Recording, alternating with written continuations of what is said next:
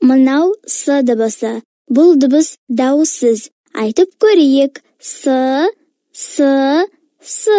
Бұл дыбыстан келетін сөздерді тыңда. Сәбіз, сабын, сағат, сағыз, сақина, сөмке, сары шаян. Сәбіз, сабын, сағат, сағыз, сақина, сөмке, сары шаян.